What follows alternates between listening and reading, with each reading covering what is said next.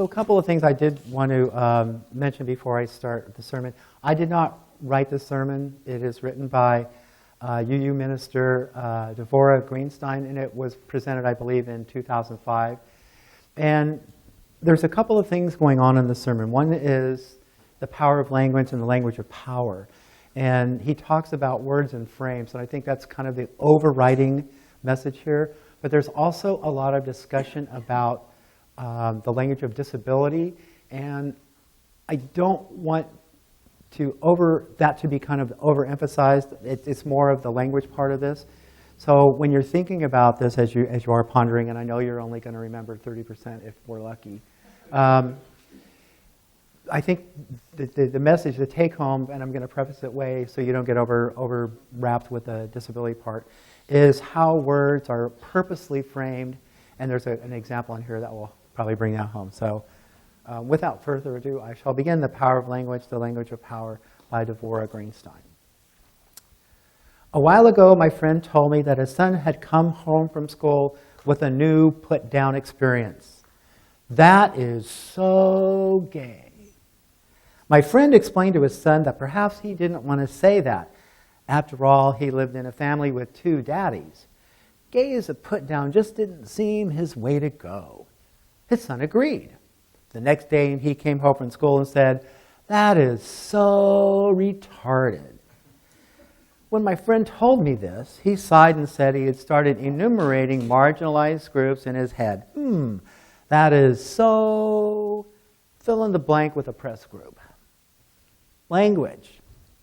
It is a tool for good and for not so good. It is a sharp tool, sharp in ways we aren't even conscious of. Language is, of course, words strung together. Academics who study language learn a lot about a culture from the way people use those words and emotions that those words carry with them. The underlying meaning of words are called frames. George Lakoff, a professor of linguistics and cognitive science at the University of California at Berkeley, teaches that we understand every word by its frame.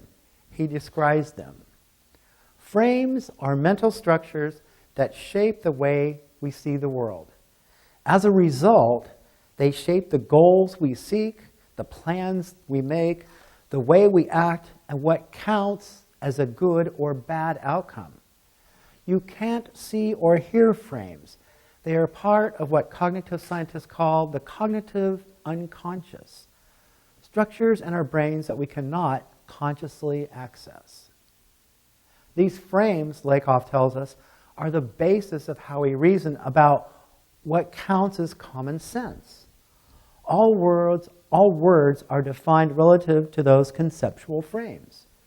When we hear a word, its frame or collection of frames is actually physiologically activated in our brain. Lakoff's recent book, Don't Think of an Elephant, Know Your Values and Frame the Debate, is an important book worth reading. I work for the UUA as the Accessibility Program Associate. My work is all about words.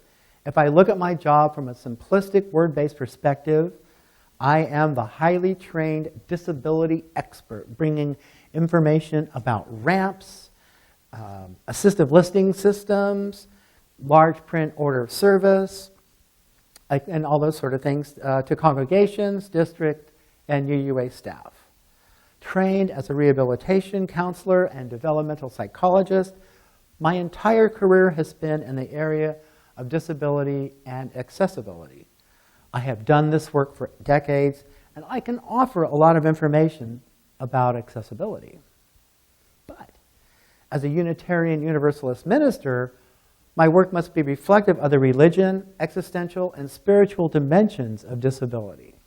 It is my ministry. It is our ministry, clergy and lay people alike, because I am certainly not alone in speaking about oppression, about disability, about ableism. This is vastly important work. Especially among those of us who are allies, it can be easy to focus on a theologically unreflective approach to accessibility work. I can teach all day about how to construct optimal ramps, how to do an accessibility audit in your church building. I know about using unscented beeswax candles and the brand names of unscented soaps to use in your church restrooms. And I do know how important all this information is. It is what enables us to be welcoming to all people. At the same time, there is so much potential to limit ourselves to this level of accessibility work. We need always to be vigilant, to remind ourselves how easy it is to forget the foundation of our work in the world. As Reverend Laurel Hallman, a Unitarian Universalist minister in Dallas, insists that we not forget about the religious existential dimension of life and the vital necessity for us to communicate, person to person and generation to generation, the kind of truth that is deeper than everyday speech. As Reverend Hallman points out, no matter how eloquent or clever our words are, unless we are speaking to the depth of human experience, we are not achieving our purpose.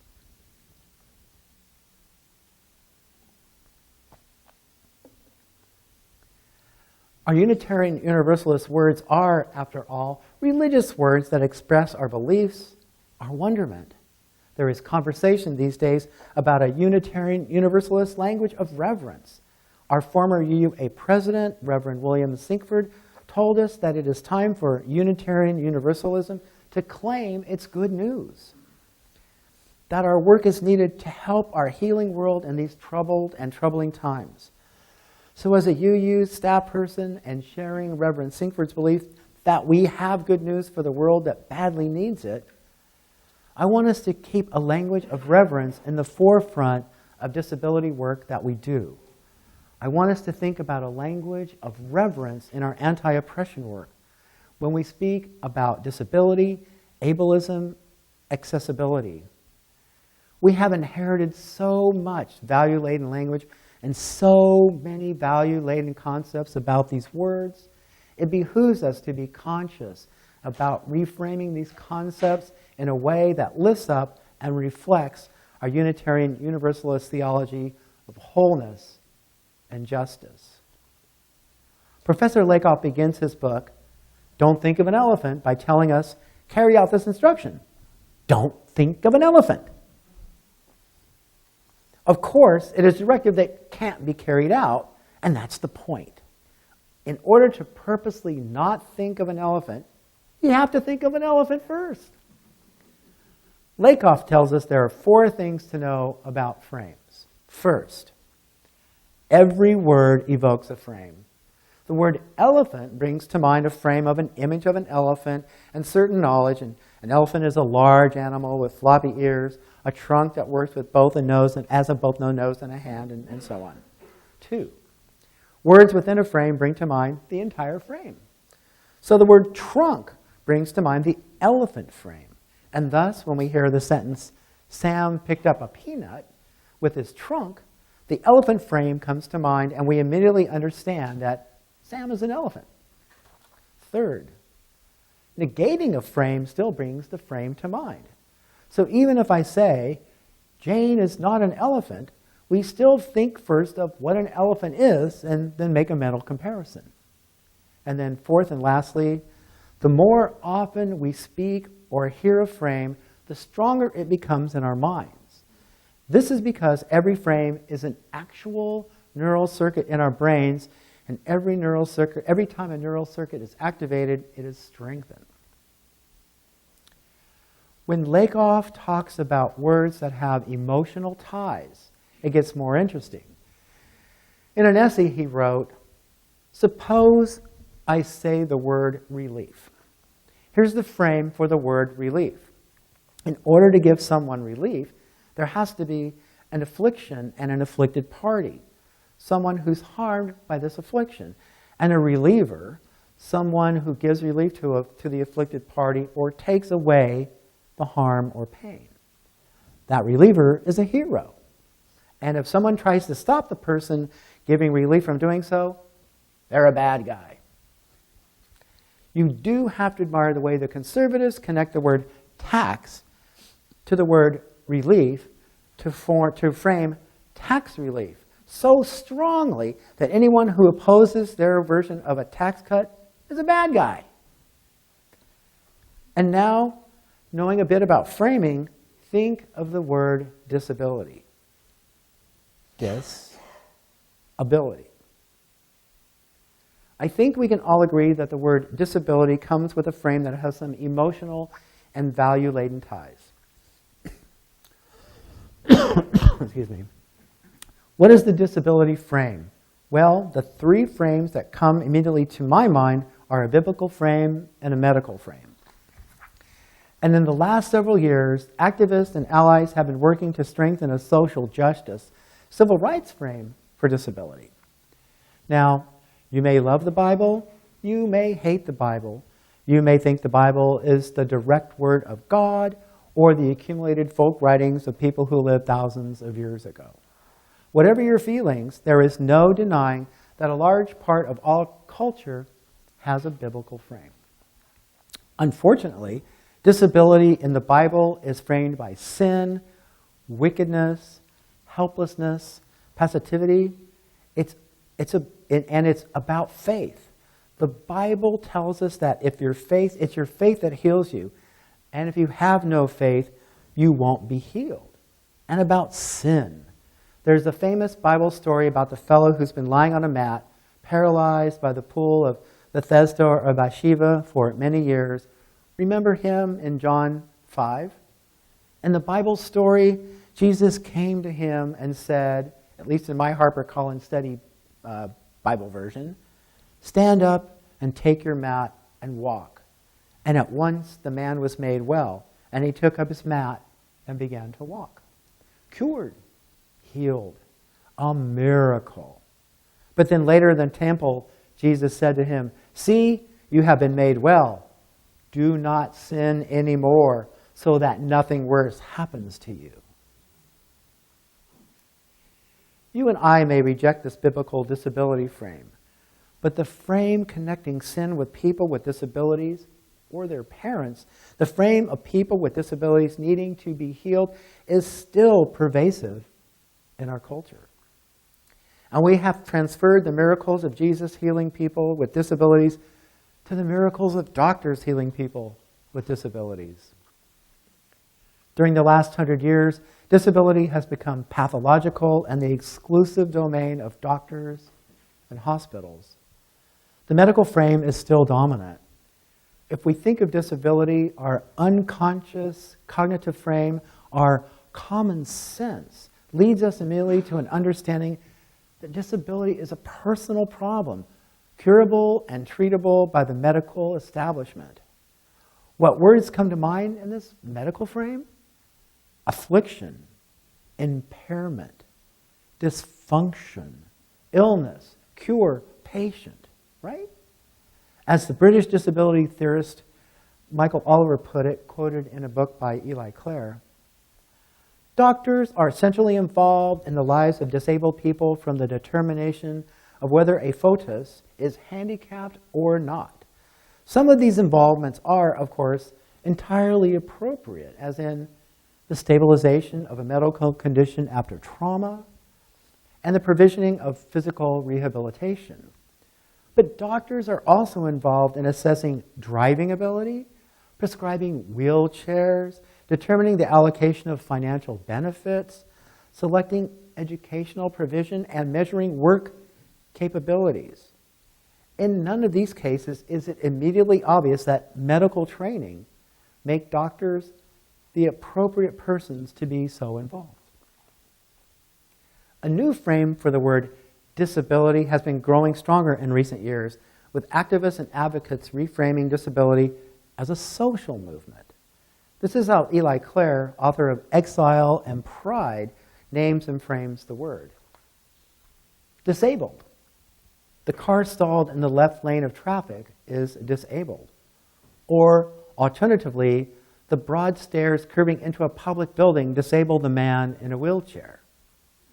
That word used as a noun, the disabled or people with disabilities, an adjective, disabled people, a verb, the accident disabled her, In all its forms, it means unable. But where does our inability lie? Are our bodies like stalled cars?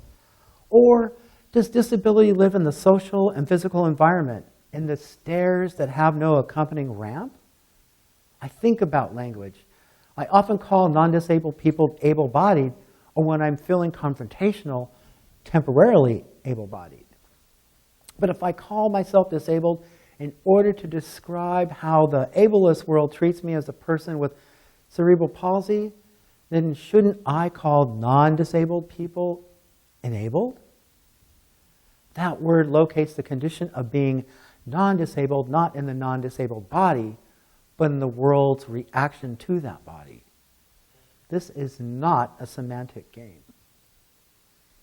Reframing the word disability, Professor Lakoff has written and spoken at great length about how new frames can be created. Because all words are frames, reframing is actually changing the way the public sees the world. Reframing is changing what counts as common sense. Reframing, Professor Lakoff said in an interview, is telling the truth as we see it, telling it forcefully, straightforwardly, articulately, with moral conviction and without hesitation. Over and over again. Because remember that frames are actual neural circuits that are strengthened through repetition. What does that mean for those of us who are called to a Unitarian Universalist life of faith, called to a Unitarian Universalist ministry, called to create a language of reverence for the work that we do? We reject the biblical frame and we turn to the medical frame to locate ourselves in the social environment model. This, after all, is where the reframing struggle is, where our activist friends and allies are pouring their lifeblood. But we have to reach beyond even this struggle. We have to be mindful that our culture's contemporary religious frame around disability is still based on a theology of lack, passivity, and of sin, and that the work we are doing as Unitarian Universalists is creating a new religious frame around disability, a theology of wholeness. So we need to create a language of reverence that transcends the social movement frame to reach even deeper into the most profound meanings of human experience. Reverend Laurel Hallman reminds us that in this hurting world, it is our turn as Unitarian Universalists to keep a language of hope, of reconciliation, of forgiveness alive. Hold it to our hearts and speak to the depths of those who so desperately need our good word. We UUs also need to remind ourselves that it is our turn to reframe disability in a theology of wholeness, and from our faith to speak to the depths of those who need to hear that truly, truly all people are whole. And from this understanding, we need to know that until we ourselves can recognize wholeness in diversity, we know in our hearts that disability is a natural part of our human complexity, or we ourselves cannot be whole. May it be so, and amen.